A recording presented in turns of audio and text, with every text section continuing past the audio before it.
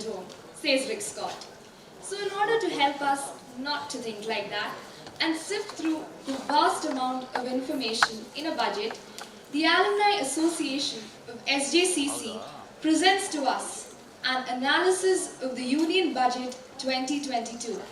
Our resource person for today is Mr. Vinay Mruthyunjaya. An alumnus of SJCC, he is a law graduate, chartered accountant and resolution professional specializing in taxation and management. Currently, the official spokesperson and treasurer of the Karnataka State Cricket Association, Mr. Vinay Mruthyunjaya, was a former member of the Finance Committee of BCCI and a former chairman of ICAI Bangalore branch. He has also authored the book Preparation of Project Report and Documentation, which was published by the Karnataka State Chartered Accountants Association. He is a regular speaker at the ICAI meetings, workshops and seminars. Former Vice President of the Economics Affairs Committee of the Federation of Karnataka Chamber of Commerce and Industries, Mr. Vinay Mruthyunjaya is the recipient of the prestigious Nadu Prabhu Kempagowda Award for honorary services in the field of sports administration and social services. On behalf of the Alumni Association and all of us present here, I extend a warm and hearty welcome to Mr. Vinay Mruthyunjaya. Over to you, sir.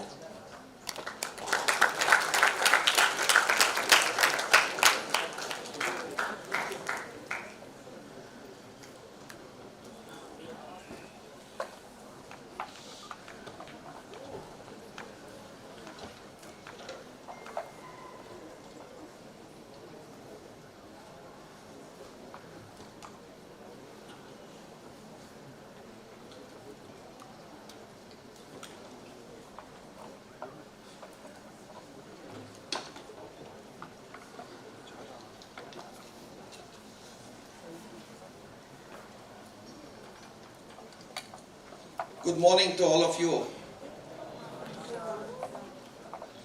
Reverend Father Dr. Charles Lazado, the principal of the college, Brian Dilima, the treasurer of the alumni SJCC, respected teachers, my alumni friends, student friends, ladies and gentlemen.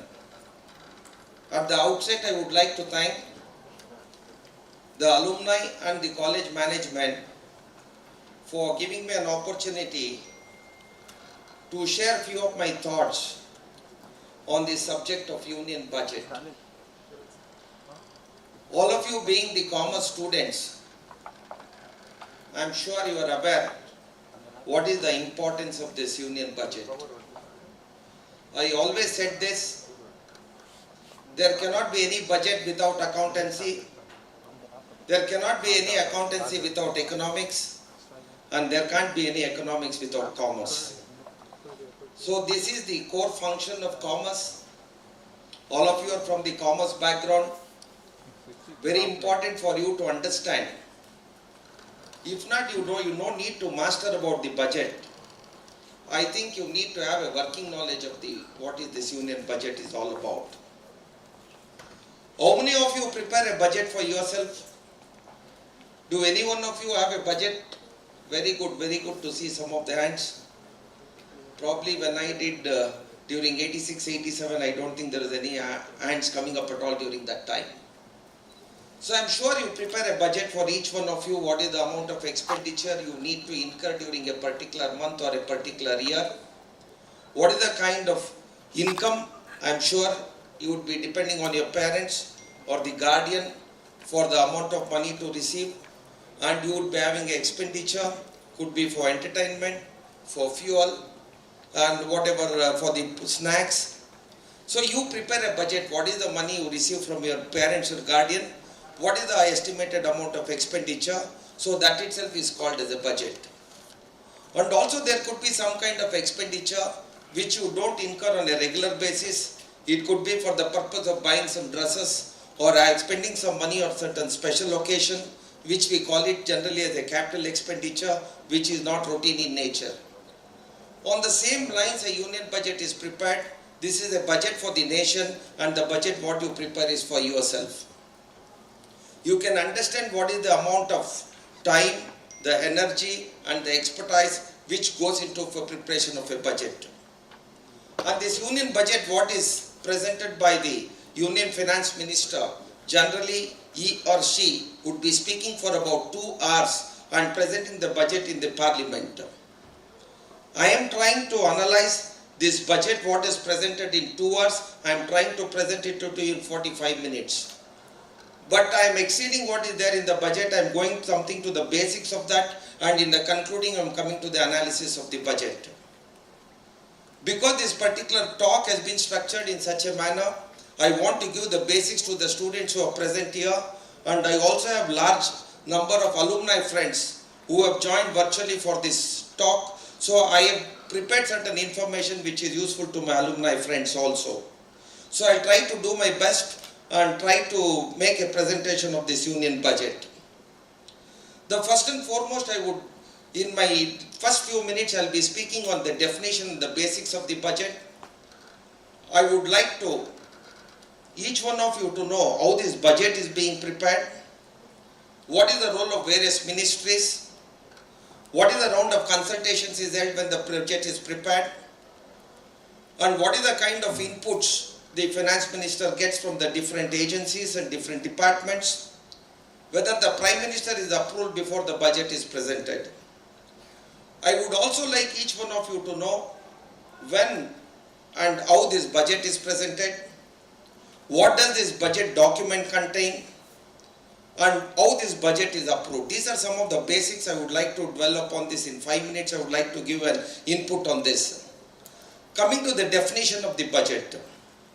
As per our Constitution, Article 112, there is no reference to the budget. It is called as the annual financial statement. So every government has to present an annual financial statement with respect to the receipts and the payments of the government for one financial year. Whatever the revenue receipts and the revenue expenditure, similarly the capital receipts and the capital expenditure is captured and put into a document which is called as the annual financial statement. This annual financial statement is presented in the budget.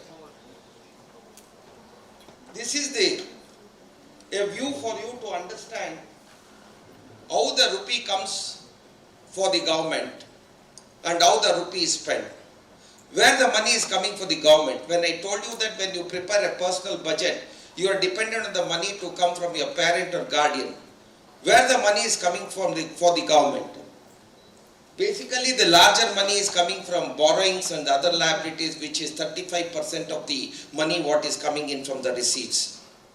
There is about 15% of the money which comes in form of corporate taxes. It is called as corporation tax. This is basically the amount of taxes collected by the government from the companies. The companies registered and the provisions of the Companies Act, what is the total amount of taxes they are paying? They are contributing about 15% of the revenue in form of receipts. Similarly, 15% of the money is coming from the income tax what is collected. This income tax is collected from the individual, the partnership, the association of persons, the trust, and all others other than the corporate companies. Almost 15% of the income is collected from in form of the income tax. And you see close to 5% of the money which is collected from the custom duties. I am sure you are aware as a commerce student what is this custom duties. Whenever you import any goods, you end up paying some custom duties. So 5% of it is contributed to the nation's revenue. And you see about 7% of the money is coming from the excise duties what the central government is collecting. Most of these excise duties is coming from sale of the petrol, diesel and other fuel things.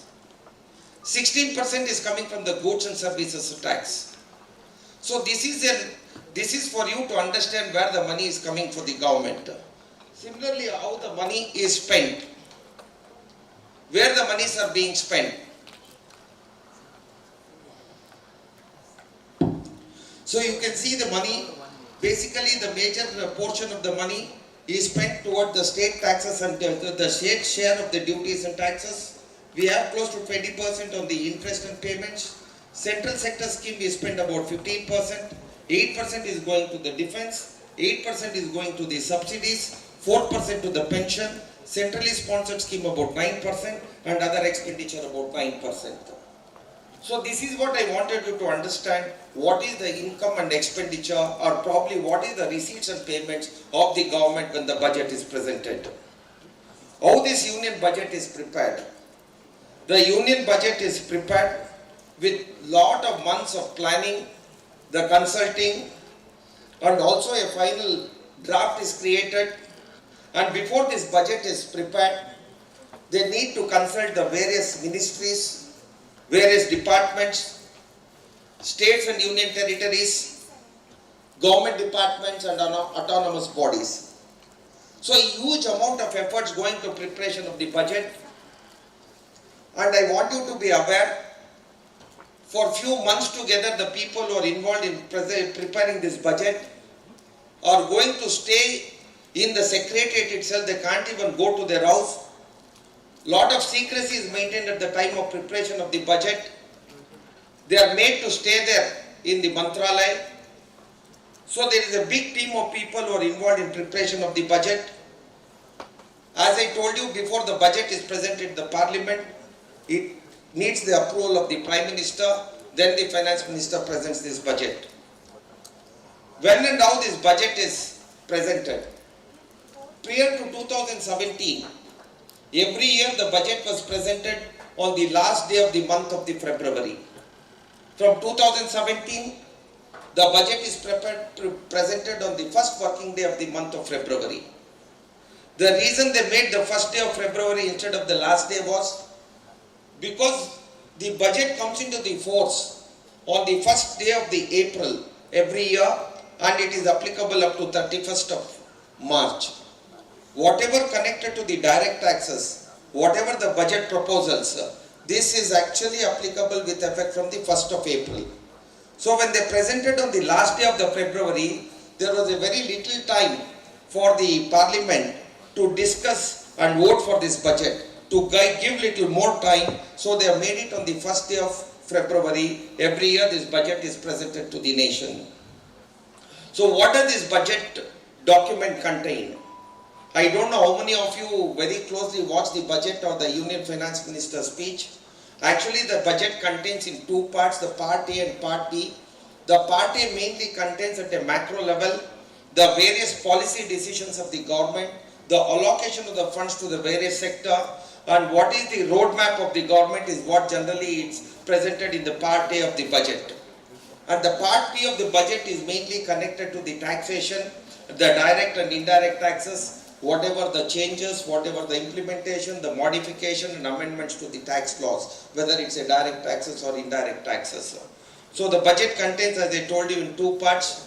Coming to the approval of the budget, as I told you, the Finance Minister presents it in the Parliament after the debate and discussion, and I want each one of you to know this budget session is the longest session in the Parliament. This time the budget, I think, the budget session started on 31st of January. So this the discussion will go on. After it is approved, then the budget is put into the force, which comes into the force of the first day of April every year. Coming to the synopsis of the budget, what I have tried to do is I am trying to give you some bullet points on what has happened in the budget, and then probably I will take you to the slides also, which could be a little repetitive in nature. And whatever the slides I have shared, I would request the management to share with the students. So whenever you are free, you can go through these slides and understand a little more on the budget. And anytime if you have any queries, if you have any questions, I will be happy to respond to each one of you. As far as this year budget is concerned, the Finance Minister has unveiled a very progressive and futuristic budget. I think all of you are aware, for the first time in the budget, she has told that it's going to be an Amrit Kal, because we are in the 75th year of the Indian independence. They have put a roadmap to the India at 100. So they have, in the futuristic for next 25 years, she has laid down the roadmap. The Finance Minister in a budget, she was very clear that our intentions of steering India towards a sustainable and inclusive development. And also this was by providing a very strong support to the several sectors of the economy. A special focus was there on the emerging sectors like the solar power, and the electric vehicles infrastructure. A lot of stress has been given with respect to the solar power generation and also with respect to the electrical vehicles, which is going to be in large numbers in the days to come. The budget has also set a very clear focus on the digital infrastructure. I am sure you are aware the government has decided to introduce a digital currency. So all of us are waiting to see the Reserve Bank of India, how will they implement this digital currency. We are eagerly waiting forward for that. And also in this budget, there is a lot of leveraging is being done with respect to the technology, with respect to utilization of the health, education, the financial services and compliance. So this has been the first part of the budget. I'll take you to the slides to give you a little more inputs with respect to what are the areas where the monies are being spent and what is the focus of the government at the macro level. As far as the part B is concerned, this, as I told you, this is with respect to the taxation. The finance minister has not made any changes to the tax structure. This may not be of much interest to the students, but for your academic knowledge, I would want you to know about the taxation in India. I am sure a lot of my friends from the alumni who have joined for this session would be interested to know a little more about it. In the current year, when the budget was presented, there was no changes made with respect to the tax structure, with respect to the bracket of tax, the slab rate, the surcharge or cesses. There has been no change at all, except that they have tried to limit the surcharge to 15%. In some cases where it was 37%, they have tried to restrict it to 15% to give a level playing field for the corporate cooperative sector compared to the companies. And also there has been a huge discussion with respect to the technology, what the government has given importance with respect to technological development. The amount of money what is spent, probably when I go to the slide I will be discussing more about that.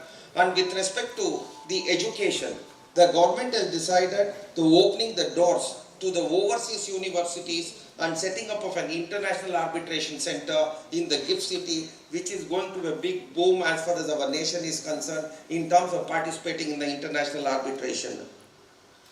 And the finance minister has already thanked all the honest taxpayers, telling that she is not making any changes to the tax structure, and she has given few benefits for the startups.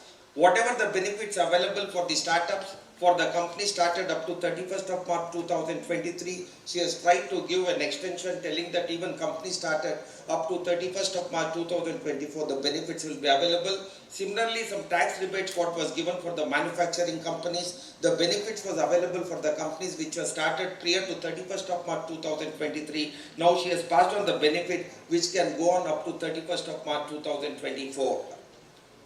And for the first time, the finance minister and the nation is looking at taxing the virtual digital assets. Actually, there was no income tax on the virtual digital asset. Whenever you sell a virtual digital asset, now the government is going to be taxed at the rate of 30%, and there is not going to be any expenditure allowed as a cost of acquisition toward this virtual digital asset, and 1% TDS also is going to be applicable on the transfer of the virtual digital assets. Now going to the slides.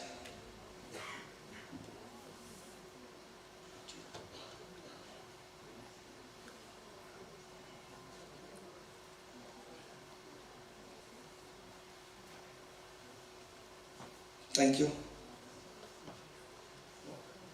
Can you change it? Okay, this has been the budget highlights for you. So first and foremost, the India's economic growth is 9.2%, which is highest amongst all the major economies in the world. I want you to understand this is a very positive signals for the country, because this is happening in spite of severe challenges what we had due to the pandemic. And of course, the challenges was not limited to India. The challenges were across the globe. In spite of the challenges, India's economic growth has been at 9.2%, which can be a very interesting point for you to make a note on this. And in the current budget, the top focus of the areas of the budget are in 4 categories, where the government has, where the finance minister has said she is having 4 broad categories. One is Prime Minister Gati Shakti, the inclusive development, the productive enhancement, and the financing of the investment. These are the 4 key areas what she has concentrated while preparing the budget. We'll come to the details of each one of it as we go to the subsequent slides. And as I informed you, the digital revolution transforming the business landscape, and this Amrit Kal where it's a where is the futuristic budget, where the roadmap has been laid for the next 25 years until the India reaches India at 100. That is the 100 years from the independence. Next. And when I was telling you that this Prime Minister Gati Shakti is a transferable approach for the economic growth and the sustained development, this approach is driven by 7 engines. I am sure each one of you will agree with me, whatever the 7 engines has been identified here, the roads, the railways, the airports, ports, the mass transport, waterways and logistic infrastructure. These are the 7 critical engines which can contribute hugely for the purpose of economic development of a nation. So they have given a lot of importance with respect to this, and in coming into the details, actually the government is coming up with a plan of almost setting up 25,000 kilometers and spending 20,000 crores on the roads alone. And there has been a lot of progress what the government has come in with respect to ensuring that there have a robust development in each of these activities, which is mainly connected to the logistics. So with respect to the railways, they are planning to launch 400 new generation Vande Mataram Bharat trains, which is going to be introduced. As I told you, the 20,000 crores is being spent for the widening the expansion of the national highways to the extent of 25,000 kilometers, which is a huge and humongous task. And they're looking at expansion of the metro network to the mass urban transportation. As per the survey, it says that close to 50% of the population might be living in the urban cities of Bangalore in the years to come. So it's very important that they invest money in this metro network. Then implementation of the multimodal logistics parts in the public-private partnership, and one station, one product concept to be popularized to help the local business and the supply chains. So these are the things which is in a macro level. Whenever you have time, I want you to go into the details and try to understand what is the kind of money is being spent on each of the sector, which is going to very largely contribute in the development of the nation. Next. Coming to the agriculture, as you know that India always promotes the agriculture for various reasons, and there is a compulsion that there needs to be a lot of support for the agriculture. In the year 2023, they have announced that it's going to be the year of millets, and the Kisan drones in the agriculture is going to be promoted. In these Kisan drones, one is that with respect to the upgradation using technology with respect to the agriculture production. Apart from, they are also looking at digitizing the land records. So that is one important aspect which is coming up in this. And this Ken Betwa link project, where they are aiming to providing irrigation benefits to be implemented and spending huge amount of money, almost close to 45,000 crores. And this is something of interest to the young generation, because you guys are more advanced than any one of us compared to with respect to the digital and digital university. So the Prime Minister E-Vidya scheme, under this, you know that due to pandemic, there has been a hugely the students have been affected, particularly from those coming from the government schools and from the rural sector. So the government is investing huge amount of money to have a one classroom TV channel program under the Prime Minister E-Vidya, which will be expanded from 12 to 200 TV channels, and also setting up a digital university based on the Youth Spoke network model. So this is something to be a big boom for the younger generation in the days to come.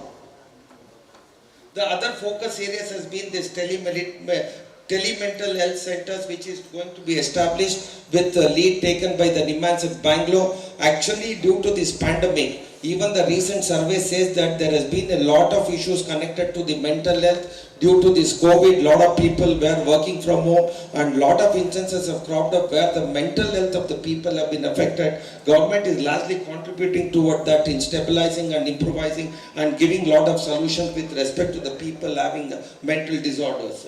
And also almost 60,000 crores has been allocated with respect to Har Ghar Nal Jal Se Jal, with an aim to cover almost 3.8 crores of households in the year 2022 and 23. And 48,000 crores are allocated to Prime Minister Awas Yojana, under which almost 80 lakh houses are going to be constructed for the eligible beneficiaries. These are most of the things which is reaching out to benefit the rural population, and as I told you in the earlier slide, we saw the logistics which was more connected to metros. These are more connected to the interiors and the rural of the India. And this is another good initiative by the finance minister, where you know that we have a post offices in the remote areas. So the 1.5 lakh post offices is going to be linked with the core banking. This is going to really help a lot of our farmers and the rural population with the post office getting digitized, and 75 digital banking units are going to be set up, and 75 districts by the scheduled commercial banks. This is going to give a good digital exposure in the rural areas for the people who are having access only to the post offices, where they don't have access to the commercial banks. The post office are going to be linked to these commercial banks, and they can do the online and digital transactions. With respect to the productivity enhancement, there is a huge amount of trust which has been given with respect to ease of doing business. Actually, the finance minister has said they have actually over 25,000 compliances have been reduced over a period of time, and 1,486 union laws are repealed. This I need to spend little time to discuss with you. There has always been a debate with respect to ease of doing business. If you really look into the 1980s and 90s, the amount of time what we used to spend in terms of doing a business, in terms of compliance, the amount of paperwork, the process what you need to follow, there is a huge amount of fees which has been given to the businessman, and the government claims that 25,000 compliances, over 25,000 compliances have been reduced during the year, and 1,486 laws have been repealed. I am sure this is going to give a good boom for the business community at large. And also there has been lot of, as I told you, that lot of stress with respect to the solar energy and electric vehicles. A battery swapping policy will be introduced to facilitate the ecosystem. So what's going to happen is like how we are going to fill up the petrol in the petrol bunks. Now they are going to set up an unit where you can exchange the battery. If you are having electric vehicles, the battery has to be charged. They are going to come up with the exchange policy. Instead of filling the petrol, you'll be exchanging the charged batteries. With extent to the batteries, you can change it on the vehicles. So this is going to contribute very big way with respect to the pollution, and it's going to be, the cost of travel is going to be economical. And with respect to the defense, as you know that there has been no compromise whenever the money expenditure spent on the defense, even though the substantial amount of monies are being spent on the defense, and it is opened up for industry and startups.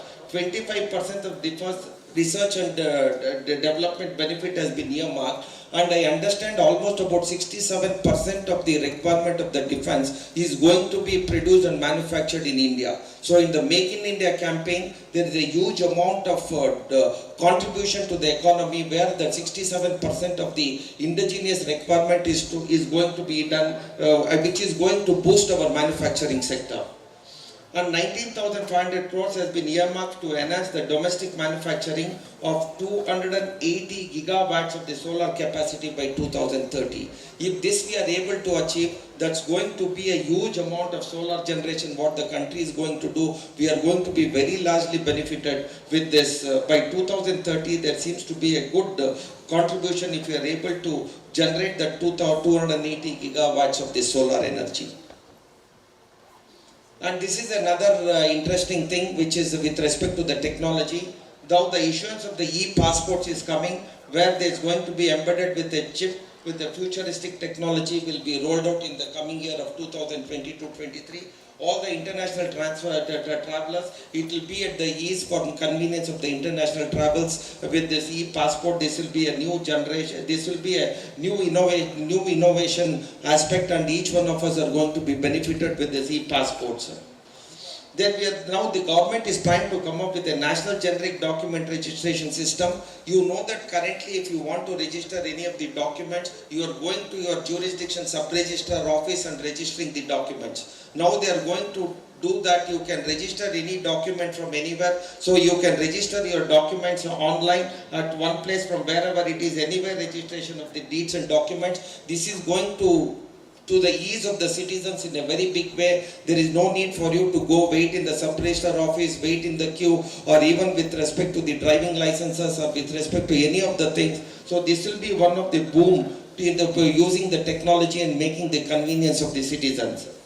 Then the auction of 5G spectrum will give a push to telecom sector to facilitate high-speed connectivity, which is very important if you look at the kind of the technology being used as of today. In our days, there was hardly any technology being used. Today, you can't even think of your life without any network, without Wi-Fi. So there is a huge amount of money being invested with respect to the 5G spectrum, which is going to be a boom for the nation with respect to the use of technology. Then with respect to the central bank digital currency, as I told you, the digital currency which is going to be launched by the government, and we are eagerly waiting for the Reserve Bank of India to see how they are going to implement, and it's going to be the ease, and also the cost of managing the currency also is going to become very economical. So the digital currency will also lead a very efficient and cheaper currency management system by using this blockchain technology.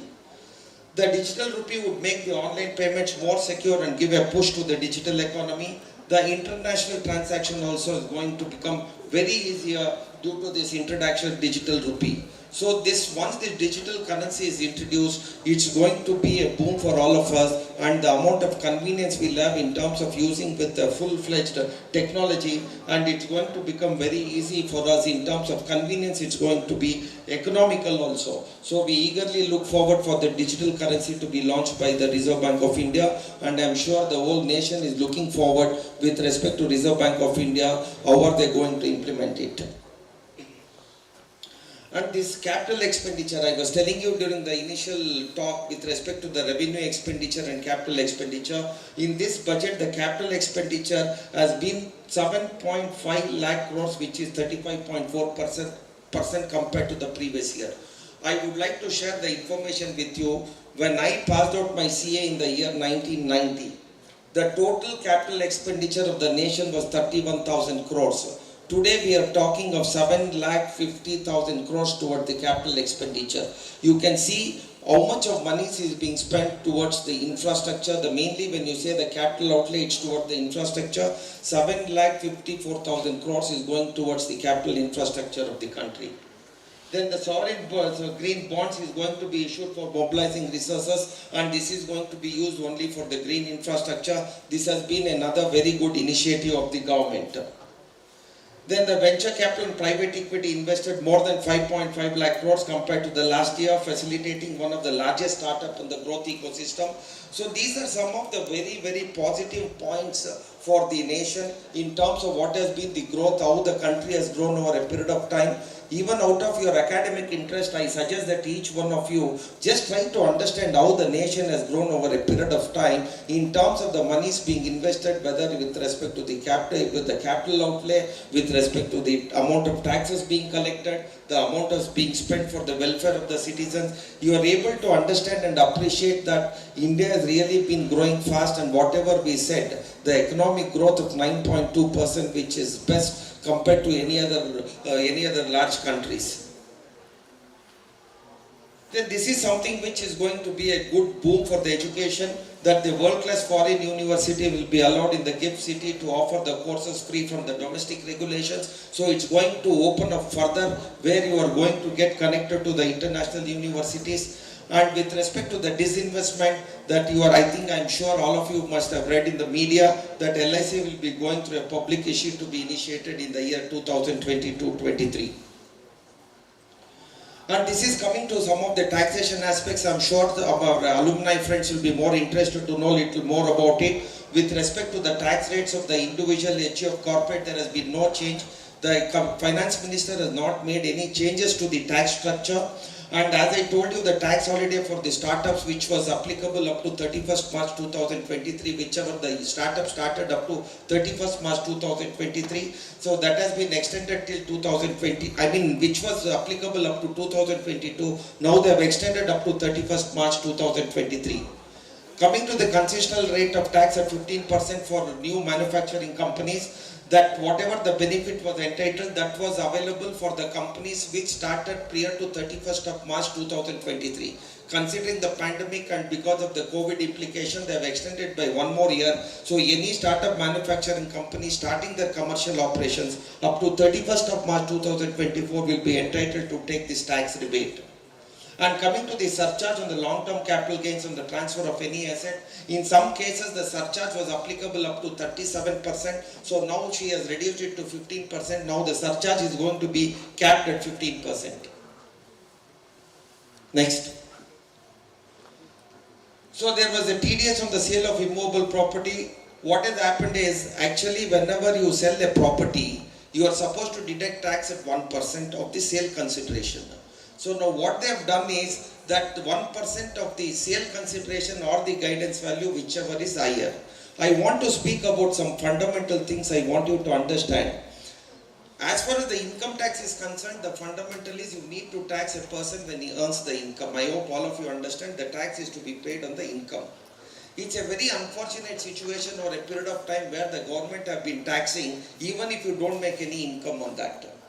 What they're trying to say is, when you sell a property for 100 rupees and you acquired the property at 20 rupees, you are going to pay the tax on 80 rupees. That is the tax you pay on 80 rupees, which is going to be the long-term capital gains. Of course, whatever your cost of 20 rupees acquisition is there is some inflation benefit you can take. The cost of improvement, what you spend, the net cost differential, you pay the tax. Now, what the government is telling with respect to the taxation, already if the property is sold at a lesser price than the guidance value, you end up paying tax on the guidance value itself. Even though you set at 100 rupees, the guidance value is 110 rupees. The real fact you are selling the goods at 100, I mean selling the property at 100 rupees, but you end up paying tax on 110 rupees because the guidance value is 110. Actually, you are paying a tax on something which you have not sold. You are going to pay a tax on something which you have not realized as a consideration. So which was going to be taxed, now said even for TDS also same thing is going to be applicable. And about the cash credit, in case any loan or borrowing, the treated as explained, this little more of technical, I would not like to spend time on this. Next. And the government has given an additional time now in case if you pay the income, if you file the income tax return, and if you want to revise your return by paying the additional taxes, so they are giving you 2 years time to pay the taxes and pay the additional, with the additional penalty you are paying if you file the revised return by declaring additional income.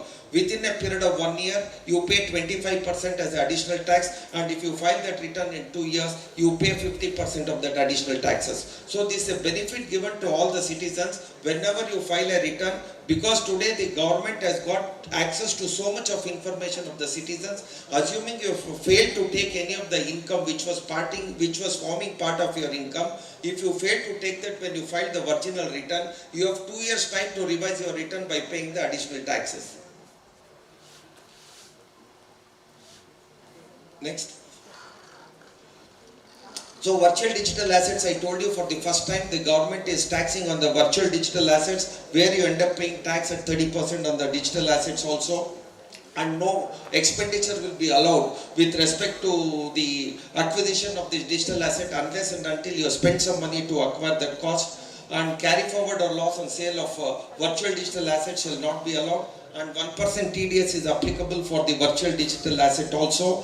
The gift of virtual digital asset will be taxed in the hands of the recipient. So even if you gift a virtual digital asset, you are going to be taxed in the hands of the recipient. Who is going to receive the gift will end up paying the tax. So this is some of the relief which the government has given in case of expenditure incurred for COVID-19 treatment of all the employees which shall not form part of the perquisite. I am sure as an income tax in your subject you must have studied, any benefit given to the employees will be taxed as a perquisite. In case any amount of money was spent for the employees for the COVID treatment, that will be not treated as a perquisite. This is an exemption given in the current budget. And in case of a death, any amount received from the employer by the family member is not going to be taxed. And any reimbursement of the medical expenditure incurred for the COVID treatment for the assessee or his family will not be taxed, and any compensation received in case of death up to 10 lakhs will not be taxed. These are some of the benefits given in the budget, in the COVID related benefits what has been given to all the citizens. So this is some of the things connected to the indirect taxes where the renaming of the GST portal has taken place. They have given some time limit with respect to filing of the GSTR1 and GSTR3B, which has been extended for the purpose of availing the input tax credit. The date has been extended up to 30th November. This is all connected to the businessman. The input tax credit can be availed only if the same is reflected in the GSTR2. And the interest rate on the long utilization, they were charging about 24% interest. They have brought down to 18%. Then emergency line of credit, this has been for MSMEs, they have given an additional benefit of availing 20% of the loans against the limits what you are having, and most of the companies have enjoyed on this, and also now they have extended to the tourism industry also with respect to this line. And also in case of winding up of the companies, even after you start a company, if you want to wind up the company, the government had said that it will take 2 years. Now they are coming on a fast track even for closure of the company. After starting a company, you can close it within 6 months and establishing to facilitate the voluntary winding up. So now coming to the other, these are few things connected to the finance minister. As I told you, the part A was connected to the macroeconomics and the taxation aspect, whatever the changes has been made with respect to the budget. Now coming to the analysis of the budget. How do you analyze a budget? Whether you say the budget is a good, the budget is bad. How do you say what is the budget, whether the budget was good? In my opinion, how an individual is going to treat the budget is like a group photograph. Whenever a group photograph is taken, as soon as the photograph, what is that you are going to do first? You are going to see how are you looking in that photograph. If you look good in that photograph, you say the photograph is very good. If you don't look good in that photograph, you feel that photograph is bad. That's how this union budget also is about. You are going to look at what is the benefit you are going to get out of this budget. And if you are getting any benefit, you would say the budget is going to be good. Coming to the budget in terms of how the people rate the budget. You take any political party who are in the power. Whenever the budget is presented, right from the corporator till the member of the parliament till the cabinet ministers, if their government is presented the budget, they always say it's a very progressive budget, very futuristic budget, one of the best budget presented in the country ever. So due to the political compulsion, even after the budget is presented, in 5 minutes you can see the people giving reaction about the budget. Even to read the budget, it takes hours together. They are giving reactions telling that the budget has been best. This is more of political compulsions. Similarly, you ask what is the budget with respect to any of the opposition parties. They always say the budget is a very bad budget. There is no vision in this budget. It's an anti-farmer budget. It's an anti-poor budget. So due to political compulsions, the opposition always say that the budget is irrespective of what the strength of the budget. They always like to make a comment, the budget is not good. So what is this budget? What the economist talks about this particular budget, I can definitely tell you. This has been a budget with a victory of economic forces in spite of the fact there has been lot of political interferences. So a lot of stress has been given with respect to the economic development. It has been futuristic. They have given a roadmap for the next 25 years. From the businessman perspective, how they look at this budget. They look at what is the kind of ease of doing business, what is the GST implication on them, what is the kind of benefit they have got. Individuals should look at whether they have got any benefit in terms of the taxation. Medias have their own analysis of the budget. The media would like to hype with respect to the budget. Some of the headlines I saw in one of the headlines, it was telling that Namo Sita Booster. Namo Sita Booster was the headlines in one of the newspaper. One of the newspaper says that Pragati gets the spending booster. Hindu said it's a medium wave. So different analysis and different interpretation by the media. And you people being from the commerce background need to get into little more details. You need to understand what the budget is. Each of the year you need to spend at least one day on the date of the budget to understand. This will help you a lot in the days to come. Forget about what the analysis of the media or the other experts have been. You make an attempt to understand what the budget is. and what is the implication of this budget to the nation, what is the implication of the budget to each one of you. So this was actually what in the initial slide I had showed you with respect to the receipts and the payments, how it came and gone. Similarly, it is a symbolic view of how the monies have come and how the money has been spent. Now, this is what the conclusion of the Union Budget 2022-23 in my opinion. It brings a sense of optimism and reflects the government continued efforts for the infrastructure development, inclusive growth, productivity enhancement, and a very big push to the digital economy. So this has been my concluding portion of the budget. So I request each one of you to please go back. The slides will be sent to each one of you, go through it, and if you want to interact with me, if you want to send any questions, I'll be very happy to share with you. So with this, I conclude my talk on the union budget, and let me throw open for any interaction if anyone want to have any interaction on the union budget. So I thank you once again. I thank the college management and also thank the alumni for giving me an opportunity to share few of my thoughts on the union budget. So I can keep it open for 5-10 minutes. If anybody has any questions, I don't mind interacting with you on the subject of union budget.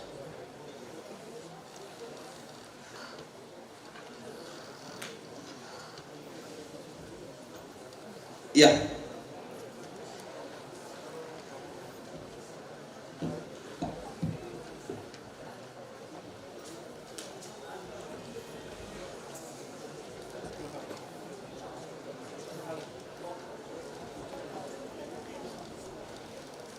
So government want to go with centralized digital banks, right? So my question is that the government isn't showing faith in cryptocurrencies. If you see, because Supreme Court recently asked the government to be more clear on making digital currencies like crypto, like Bitcoin and Ethereum, to be legalized in India. But the government isn't replying to it. At the same time, they're proposing that they're going to release their own digital currency. So isn't that controversial? Because that shows that government isn't showing faith in the concept of blockchain, right? So if they isn't showing faith in the concept of blockchain, then how do they plan to propose their own digital currency on blockchain? I think I expected this question because you guys know better than any one of us as far as cryptocurrency and digital currency is concerned. As far as Supreme Court is concerned, the Supreme Court has asked the government to be more clear, and I'm sure the government is to come up with a law with respect to the cryptocurrency. And also for the first time, the government have decided that they want to tax on all the virtual digital assets also. I'm sure there is a law going to come up with this. The procedure, the policy is going to be coming up. And as far as the government is concerned, definitely they are going to answer the Supreme Court and they are going to be clear with the Supreme Court what they are going to do about the digital assets. And coming to the second part of your question was with respect to the currency, digital currency, what is being introduced. As I told you that all of us are eagerly waiting forward to see the RBI, how they are going to implement this digital currency. You might have to wait, let it come, let us see their implementation policy, then we can comment on that. And so is it fair if you see there is no slab rate for crypto tax? So we, like young investor cycles, if you make a profit of, imagine 1,000, out of that we have to give like 300 to the government. Right? So do you think like government is being greedy here because 30% flat tax? I think they should have set a slab rate instead of that. If you're making a profit more than like 5 lakh or something, then you have to pay a tax. Like other countries have done, like like UK, I guess. Now, first and foremost, I would like to say there is no rationale for the government the way charge the tax.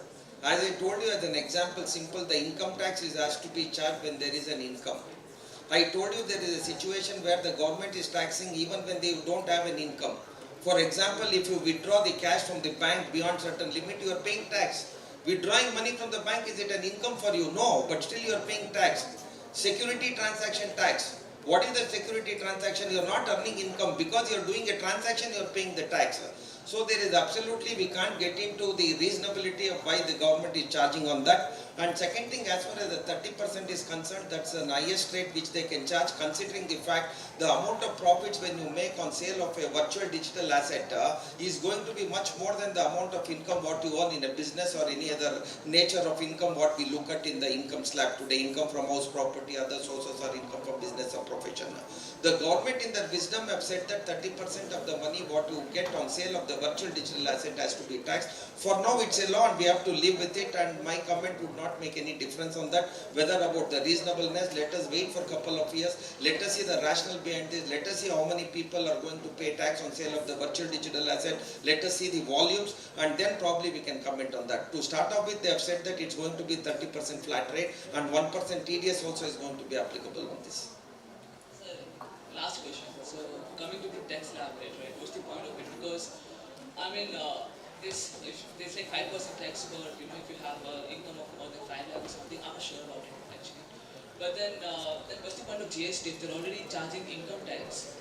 And then after that, we have to pay GST also on a few products. Like I have no income. My income is like around max to max monthly 5k, right? So when I go to eat ice cream, I have to pay 18% GST on that.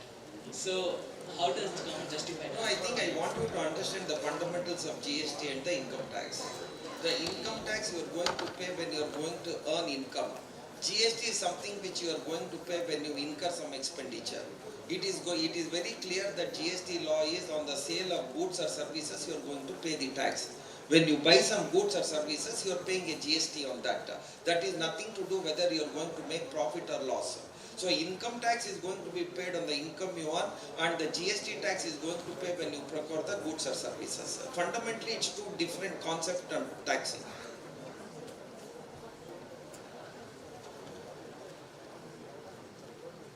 Any other questions?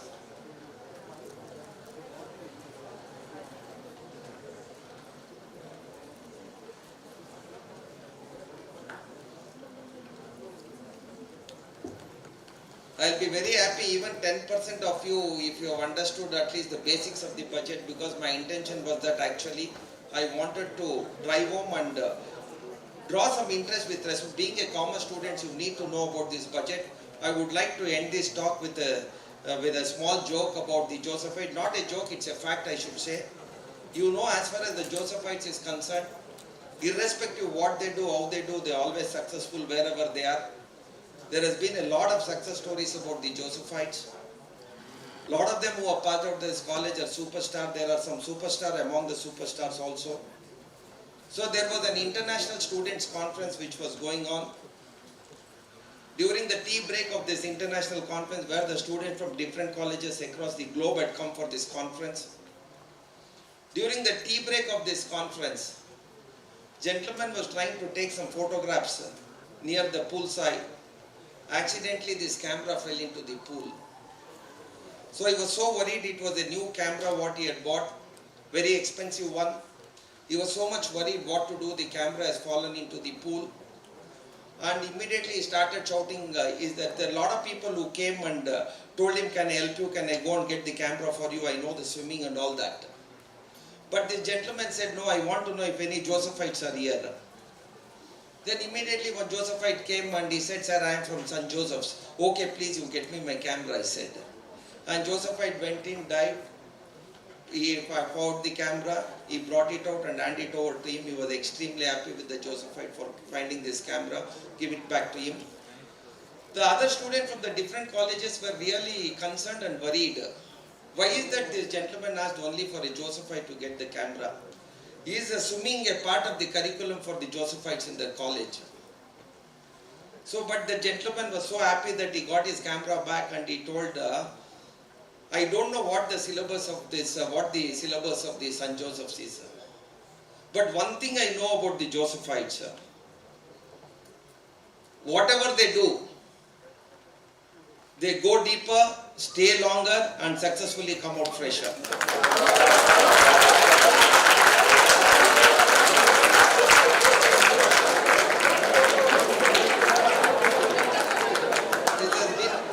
This has been very true.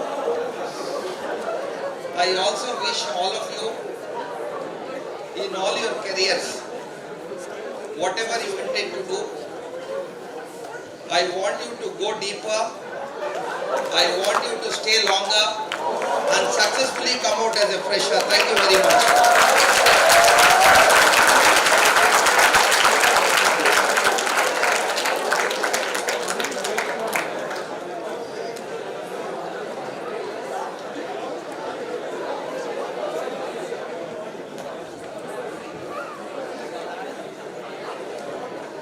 Thank you, sir, for that in-depth analysis of the union budget.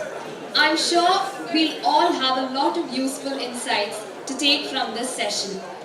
First of all, I would like to extend my most sincere thanks to the Almighty God for making today's session a resounding success.